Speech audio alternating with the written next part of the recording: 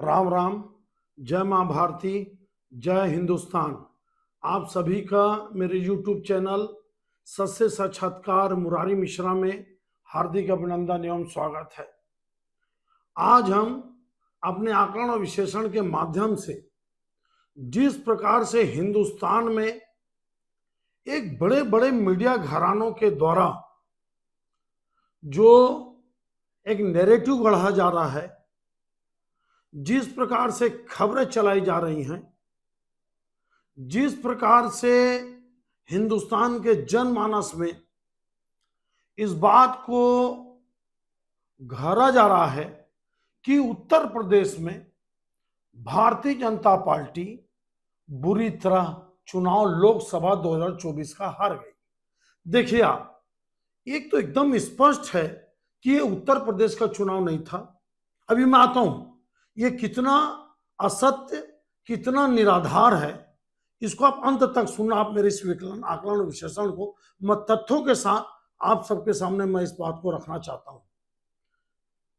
ये कोई उत्तर प्रदेश का चुनाव नहीं था, ये पूरे हिंदुस्तान का चुनाव था, जहां पर भारतीय जनता पार्टी की सीटें उत्तर प्रदेश, महाराष्ट्र, राजस्थान और हरियाणा में मुख्य रूप से और बंगाल में कम हुई।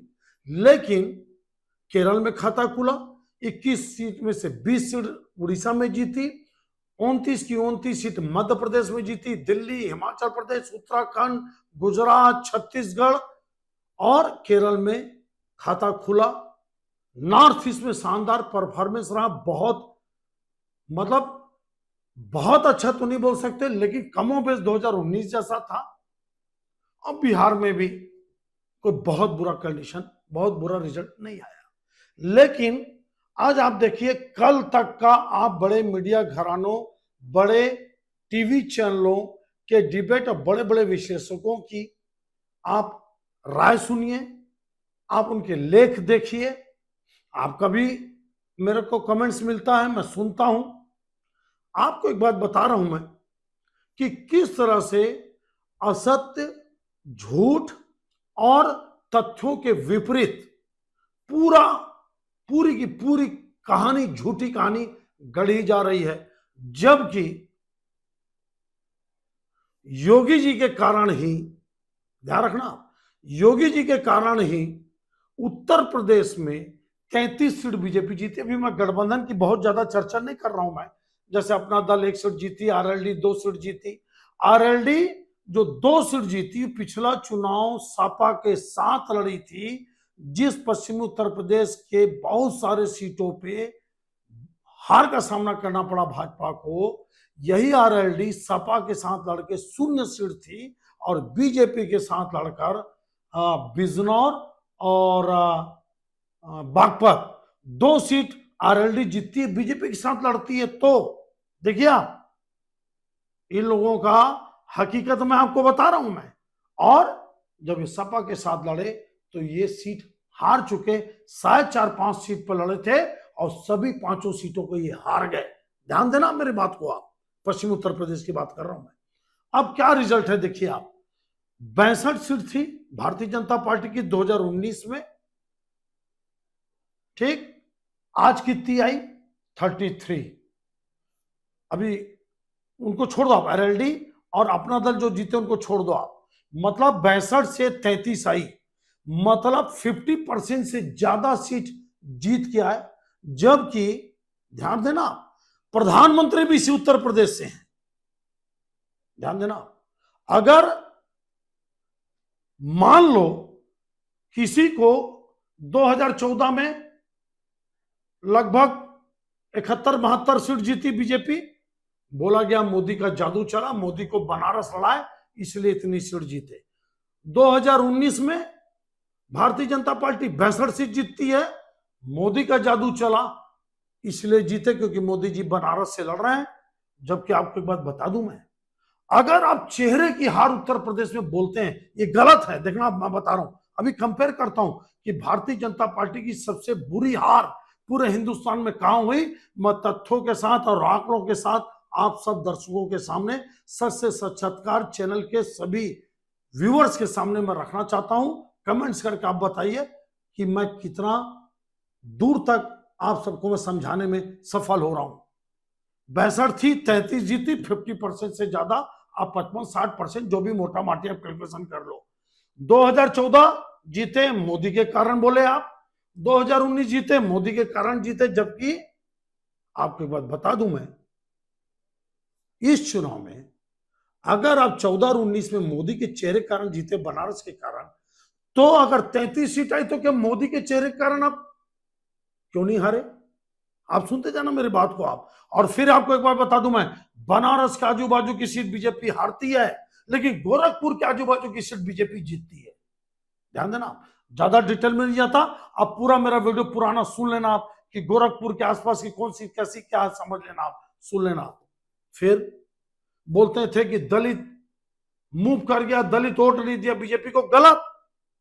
6% जाटव का वोट, जाटव जो 22% दलितों में 12-13% जाटव हैं, 6% वोट दलितों का बीजेपी की ओर शिफ्ट हुआ है ज्यादा, क्योंकि मायावती 9.5% पर आ गई। ध्यान रखना आप। अब आप आइए, अब क्या स्थिति है। 55-60% बीजेपी जीती पिछले आंकड़े से। अब मैं आपको असली बात बताना चाहता हूं। महाराष्ट्र, जिसकी कोई चर्चा नहीं कर रहा है, क्यों? वहां पे किसका खेल है? ध्यान देना मेरी बातों को आप। महाराष्ट्र में भारतीय जनता पार्टी 2019 में 25 सीटों पर लड़ी, 23 जीती। ध्यान देना मेरी बातों को आप। Strike rate 92%, strike rate 92%। अभी 28 सीटों पर लड़ी, 9 सीट जीती, स्ट्राइक रेट मात्र 32%, 32.14%। आप मेरे को बताइए, आप 28 सीट लड़ते हैं, 9 जीतते हैं, और करीब करीब 72-75 सीट लड़ते हैं, 33 जीतते हैं। ये क्या है? जबकि उत्तर प्रदेश में प्राइम मिनिस्टर भी हैं। ध्यान रखना, सबसे बड़ी हार। देखिए, आप कोई मीडिया घराना इस बात को नहीं बोल रहा है, कोई आकलन और विश्लेषण करने वाला इस बात को नहीं बोल रहा है। ये साजिश के तहत कई मीडिया चैनल ये चला रहे हैं, ताकि मोदी और योगी के बीच में झगड़ा पैदा हो, भाजपा कमजोर हो। कई मीडिया चैनल इस बात को चला रहे हैं कि उत्तर प्रदेश में एन कैन प्रकार, और इस साजिश में भारतीय जनता पार्टी के कुछ नेता जाने अनजाने में इसलिए फंस गए क्योंकि वो प्राइम मिनिस्टर बनना चाहते हैं या योगी जी को कमजोर करना चाहते हैं। आप देख लीजिए, आप कंपेयर कर लीजिए, सबसे बुरी हार सीटों के हिसाब से, मैं आंकड़ों के हिसाब से नहीं बोल रहा हूं, ध्यान देना आप। और उत्तर प्रदेश में आज भी भारतीय जनता पार्टी का वोट परसेंटेज बहुत ज्यादा है सपा से, कहीं आसपास में नहीं है। जबकि महाराष्ट्र में वोट परसेंटेज, चाहे आप एनडीए ले लो, चाहे यहां का एनडीए ले लो, आप भारतीय जनता पार्टी का वोट परसेंटेज भले 0.6% कम है, लेकिन महाराष्ट्र में कम है और उत्तर प्रदेश में ज्यादा है। याद रखना आप, सीट भी रेशियो में, परसेंटेज में उत्तर प्रदेश का महाराष्ट्र से ज्यादा है। अब आप इस खेल को समझिए और इस खेल का पर्दाफाश होना चाहिए। अगर, और फिर राजस्थान हार गए, कैसे हार गए? मैं कंपेयर उत्तर प्रदेश से कर रहा हूं। 25 सीट थी, 14 जीती राजस्थान। याद रखना आप, वहां पे भी भजन लाल शर्मा जी का, मुख्यमंत्री जी का चलने नहीं दिया गया। देखिए आप, मीणा जी को, आपके किशोरी लाल मीणा जी को की नाराजगी को दूर नहीं कर पाए, इवन आदिवासी समाज नाराज हो गया, और कई सारी बातें थी। वसुंधरा राजे जी को एक्टिव नहीं कर पाए, बहुत सारी विषय था, मैं उस विषय पर नहीं जाना चाहता। आज का मेरा आकलन और विश्लेषण साफ साफ ये बोलता है, और एक रहस्य घातन और कर दूं मैं, शिवसेना, उद्धव ठाकरे, यूबीटी, मैं डंके के चोट पे बोलता हूं, इसकी 18 सीटें थी, 23 पे लड़े थे, और इस बार 9 सीट। उद्धव ठाकरे, ज्यादा आप खुश मत हो, आप लोग मदहोश हो गए हो, आपकी जमीन खिसक चुकी है। आपके 18 एमपी थे, 17-18, 18 एमपी थे और आज आप 9 पे हो, याद रखना आप। और जब बीजेपी के साथ लड़े तब आपके 18 थे। कांग्रेस का वोट परसेंट उतना ही है, देखना 19 में जितना था 16% के आसपास, आज भी कांग्रेस लगभग 0.3%, मतलब उतना ही वोट परसेंटेज, लेकिन एक सीट से 13 में पहुंच गई। उद्धव ठाकरे जी आप फंस चुके हैं।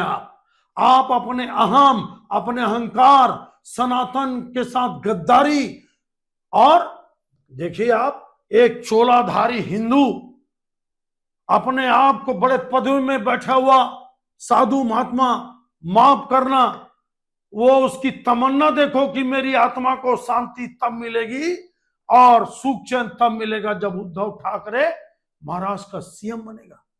वाह, क्या आपकी इतनी छोटी सोच है, इतने बड़े पद में बैठे हमारे हिंदुत्व सनातन धर्म के साधु संत महात्मा देश और दुनिया के लिए सोचते हैं, सनातन के लिए सोचते हैं, प्राणी के लिए सोचते हैं, किसी एक व्यक्ति के लिए नहीं। आप तो लालची हो, आप तो जिहादी के प्रवक्ता हो। आप चाहे आप किसी भी पद में बैठे हो, याद रखना आप। और आपने बोला कि उद्धव ठाकरे के साथ गद्दारी हुई, उद्धव ठाकरे ने गद्दारी की अपने पिता के साथ, बाला साहब ठाकरे के साथ।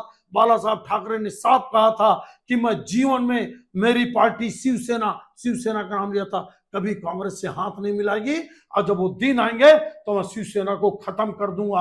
आपने विचारधारा से समझौता किया, आप बीजेपी के लोगों का वोट लेके चुनाव जीते, 56 सीट आपकी आई थी विधानसभा में, और आपने मुख्यमंत्री के लिए सनातन और हिंदुओं के साथ गद्दारी किया।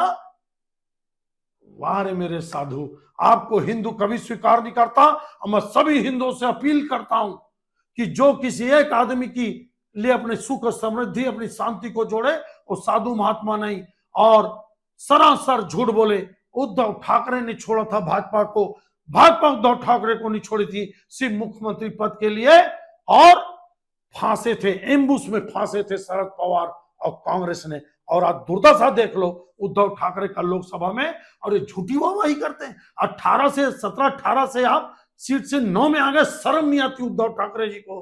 कुल मिलाकर भारतीय जनता पार्टी की सबसे बुरी हार महाराष्ट्र में हुई है, उत्तर प्रदेश में नहीं। अब अगर उत्तर प्रदेश में कोई एक चेहरा नहीं चला तो वो मोदी जी का चेहरा उत्तर प्रदेश में नहीं चला, मैं डंके के चोट पे बोलता हूं। और अगर योगी जी को किसी षड्यंत्र के तहत, किसी भावना के तहत अगर कमजोर करने की कोशिश की गई, इसका मैं आकलन विश्लेषण बना चुका हूं, तो भारतीय जनता पार्टी को केंद्र की सत्ता में आने में कभी वो सफल नहीं हो सकते। ये ध्यान रखना। मोदी जी के बाद अगर हिंदुस्तान का सुपरस्टार भारतीय जनता पार्टी के कार्यकर्ताओं में और देश के सोचने और समझने वाले विकास के लोगों में, और जो चाहते हैं कि देश में कानून का राज हो, उसमें मोदी के बाद सिर्फ योगी जी का नाम है जनता के बीच में। हालांकि मैं अमित शाह को भी बहुत पसंद करता हूं एक गृह मंत्री के रूप में। उनकी शानदार उपलब्धि है नए नए कानून बनाने में, खासकर धारा 370 हटाने में, 35A को हटाने में और सीए लागू करने में, कहीं कोई दो राय नहीं। लेकिन मैं फिर बोलता हूं, अगर भारतीय जनता पार्टी मोदी, अमित शाह, नड्डा जी को कार्रवाई करना चाहिए तो महाराष्ट्र के नेताओं पे करना चाहिए, जो 23 सीटों से 9 सीटों पे आ गए और बुरी हार हारे। यह आकलन विश्लेषण आपको कैसा लगा? मैं उन मीडिया घरानों का भी पर्दाफाश करना चाहता हूं जो रोज यूपी की कहानी लेकर बैठते हैं और चाहते हैं कि योगी जी कमजोर हो। कभी योगी जी कमजोर नहीं होंगे, ये याद रखना आप, क्योंकि जनता जिसके साथ है वही नेता बनता है। यह आकलन विश्लेषण आपको कैसा लगा आप जरूर कमेंट्स करके बताइएगा। अगर अच्छा लगता हो तो महाराष्ट्र, उत्तर प्रदेश सहित सभी देश के व्हाट्सएप ग्रुप में जरूर शेयर करना और मेरे सबसे साक्षात्कार चैनल को सब्सक्राइब करना न भूलना। आप सबको बहुत बहुत धन्यवाद। जय हिंद, जय मां भारती।